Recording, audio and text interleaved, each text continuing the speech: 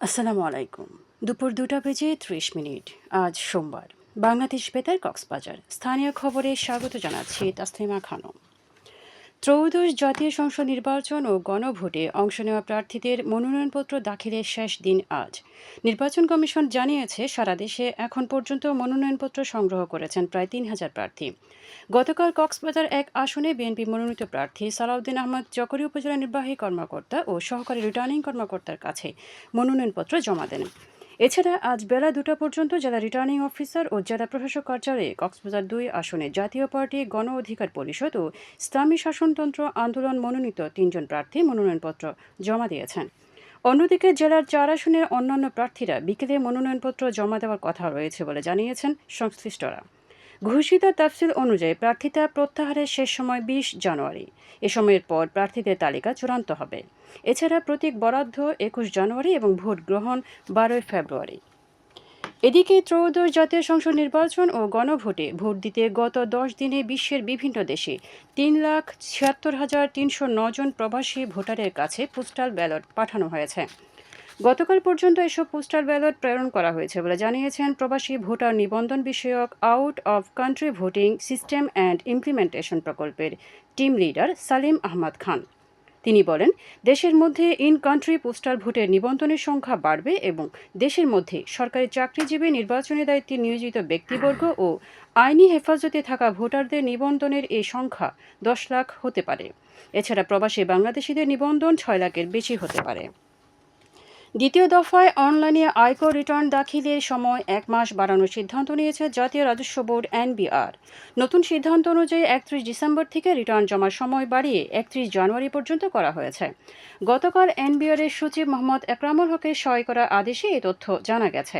এদিকে আসন্ন জাতীয় সংসদ নির্বাচনে প্রার্থীদের আয়কর রিটার্ন সেবা দিতে বিশেষ উদ্যোগ নিয়েছে এনবিআর। এজন্য সাপ্তাহিক ছুটির দিনেও বিশেষ হেল্প ডেস্ক খোলা রাখার সিদ্ধান্ত নেওয়া হয়েছে। চলতি অর্থবছরে এ পর্যন্ত ২৬ লাখের বেশি করদাতা অনলাইনে তাদের রিটার্ন জমা দিয়েছেন।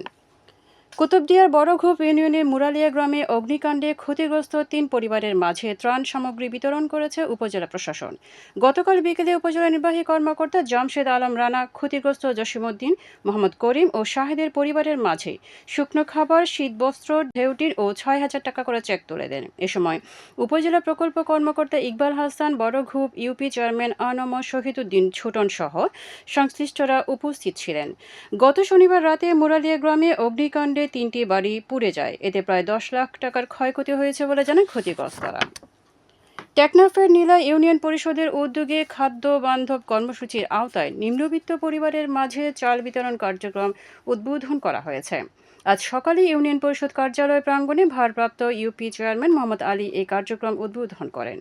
তিনি জানান, প্রতিটি পরিবার প্রতি মাসে প্রতি কেজি ১৫ টাকা মূল্যে ৩০ কেজি করে চাল পাবেন। আগামী ২০২৬ সালে ডিসেম্বর মাস পর্যন্ত এই কার্যক্রম চলমান থাকবে।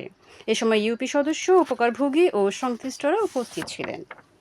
31st নাইটকে কেন্দ্র করে কক্সবাজার হোটেল মোটেল জোনে পর্যটকদের নিরাপত্তা জোরদারে অভিযান পরিচালনা করেছে জেলা প্রশাসন। গতকাল লাইট হাউস এলাকার কয়েকটি গেস্ট হাউসে সন্দেহভাজন ব্যক্তিদের অবস্থান ও অসামাজিক কর্মকাণ্ডের অভিযোগের ভিত্তিতে জেলা নির্বাহী ম্যাজিস্ট্রেট নাফিস ইন্তেসার নাফির নেতৃত্বে এই অভিযান পরিচালনা করা হয়। অভিযানে ৩ জন নারী ও ৪ জন পুরুষকে আটক এবং হোটেলের কক্ষ থেকে ইয়াবা সেবনের সরঞ্জাম জব্দ করা হয়। পরে মিথ্যা তথ্য দেওয়া ও অনৈতিক কার্যক্রমে জড়িত থাকার অভিযোগে 2টি গেস্ট হাউস সিলগালা করে দেওয়া হয়। আগামীকাল দুপুর ১২টা পর্যন্ত ২৪ ঘন্টার পূর্বাভাসে বলা হয়েছে, আকাশ অস্থায়ীভাবে আংশিক মেঘলা সহ আবহাওয়া প্রধানত শুষ্ক থাকতে পারে। সেই সাথে ভোররাত থেকে সকাল পর্যন্ত মাঝারি থেকে ঘন কুয়াশা পড়তে পারে। কক্সবাজারের সমুদ্র বন্দরের জন্য কোনো সংকেত নেই। আগামী ২৪ ঘন্টায় দিনের তাপমাত্রা প্রায় অপরিবর্তিত থাকতে পারে এবং রাতের তাপমাত্রা কমতে পারে। আজ সূর্যাস্ত যাবে সন্ধ্যা ৫টা ২০ মিনিটে। আগামীকাল সূর্যোদয় হবে ভোর ৬টা ২৯ মিনিটে। আজকের সর্বনিম্ন তাপমাত্রা ছিল ১৭ ডিগ্রি সেলসিয়াস এবং সর্বোচ্চ তাপমাত্রা ছিল ২৩ ডিগ্রি সেলসিয়াস।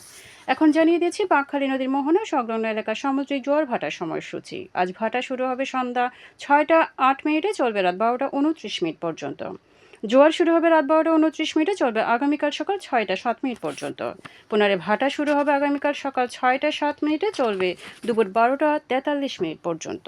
খবর শেষ হলো। আমাদের পরবর্তী খবর প্রচারিত হবে আজ বিকেল ৪টা বেজে ৩০ মিনিটে ইংরেজিতে।